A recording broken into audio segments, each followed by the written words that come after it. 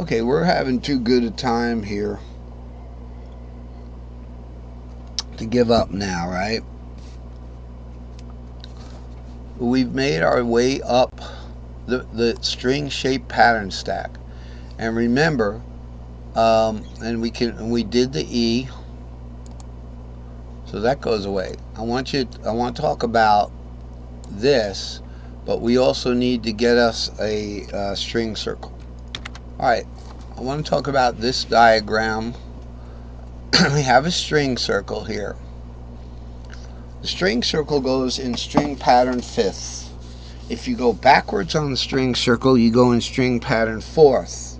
String pattern fourths are interesting because let's say we start on C. We're going to go to F, but no, a string pattern fourth is going to be defined as a diminished fourth between C and E. Why is that? I'll show you one reason why it might be. Let's look at the key of C, and let's look at the magic fret. The magic fret, the key is C there, right? There's your C. Make sure. I know it's the key of C. The magic fret is right here. Okay? So that's our magic fret. Let's just bring it out. Here's our magic fret. We go A, D, G, root, but root goes to 3 there. Okay, so notice I gave this a letter. If we have our string circle, okay, so we have the string circle here. Let's say that A, look at these colors. Light blue is A. A is the 6th of C. So we start on the A shape. Now we're going backwards because this is the magic circle. The magic circle is the opposite of the string circle. So we're going backwards. So we go from the A to the D. Now D is the 4th of A. Now we're going in fourths when we're going up in magic fret letters. So the A goes to the D goes to the G goes to the C. Now remember, the 4th of A is D, the 4th of D is G, the 4th of G is C, but we don't go to the 4th of C because the 4th of C is F. We go to a diminished 4th. And look at this, looky here in the tuning. When you're tuning, if you look at the fret, now your regular tuning goes,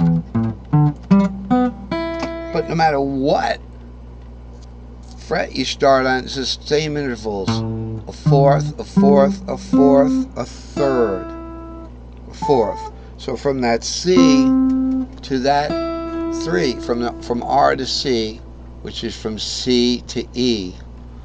Okay, this E note here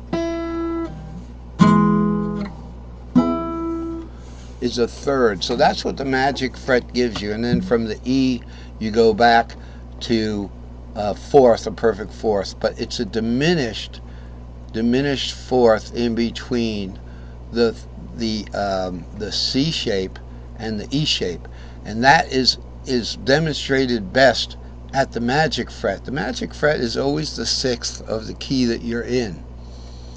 And because of the tuning of the guitar, that we have that diminished 4th in our circle of 4ths there as we're going up. Of course, going down is going the opposite direction, which is the positive direction in the string circle, I believe. So going down, we start from the A, all right, and A, the 4th of A is E, so that's normal. But now the 4th of E is B, but to stay in the cage circle, we're going to substitute a augmented 5th there. The 5th of A is E. Duh. So we start on A, the 5th of A is E, the 5th of E is B, but we're going to go augmented to get to the C to stay in the cage lettering. That's how that works. You know, and then we go back to regular 5ths. The 5th of C is G, the 5th of G is D, purple. The 5th of D is A. All right, the colors match up. All right, so it's come up to the hour, and I have to make a meeting today for sure. So we're not going to be doing any more pausing with any fancy things going on behind the scenes. So this has been the first. This is the latest chart that I've done. Okay, this is chart number 133. The fretboard dots and the string patterns. It sounds like the name of a band, right? The fretboard dots and the string patterns. So the most important thing to draw from all of this, of course, is that the dots can be used to enter in any of 5 keys. Okay, we went over that. All right, I know it's complicated, but these are your keyboard dots right here. This is as simple as it gets. This is like the fretboard. Imagine this is like your fretboard here. This is your cool guitar right here. Okay, so we have our fret nut, which is right here.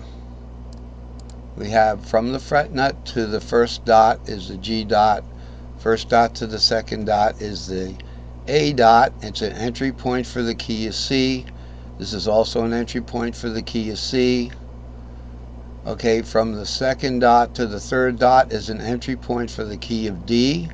From the third dot to the C sharp dot is an entry point for the key of E. Now, I didn't fix this in the new chart, but from C sharp to E is an entry point. Yes, it's an entry point for all 3 of these, but if you want to simplify it, it's an entry point for the key of A, because the 4th of A is D, the 5th of A is E, so you're going to get that anyway. I don't have any stronger reasoning for that right now, and we're running out of time, so I don't want to pause and ponder. Double dot to the G dot is an entry point for the key of G. Okay, C it is also, but G needs to come in somewhere. And this is another reason why we have an entry point considered the key of A there, because A has to come in somewhere. If we can't consider this an entry point for the key, a keyed entry point for the key of A, then where is A going to come in? Okay, this is the key of A here. Where is A going to come in? These are A shapes. See this A here? These are A shapes. But it's an A shape D, it's an A shape E, it's an A shape C. So we need an entry point for the key of A. So you might as well do it right there. Now, of course, you can always play all the 5 cages, the C shape C, the G shape G, the chords in this first interval here from the fret nut to the first dot. You can play the A-shaped A, the G-shaped G, the E-shaped D, and the D-shaped D, and the C-shaped C right there. So that's your entry point for those shapes and those chords. That's your reference point. So we've got all 5 of them. We're doing pretty good. Up here in between the dot, the double dot and the first dot, we have an entry point for the key of G, because then we can get our 7th there. So that you have to reserve a point for that. You have to reserve a place to do that. Of course, G, you can play it on the open there. You can play a nice E-shaped G right there on the G dot. If you can just remember that, it's easy. The 5th and the 6th of G are D and E. So the D dot is right here, and there's no dot on the D. Okay, so from the E double dot 1 whole step down, that would be an entry point for an A-shaped G. It's because, as you know, a G-shaped, when you're going to the left or towards the fret nut, you're going up in the pentatonic scale, so a G shape goes to an A shape there, but there's no dots there. We're talking about the dots. So thanks for watching. Click the link below, highlight and click to join the Facebook group or request entry. See you next time.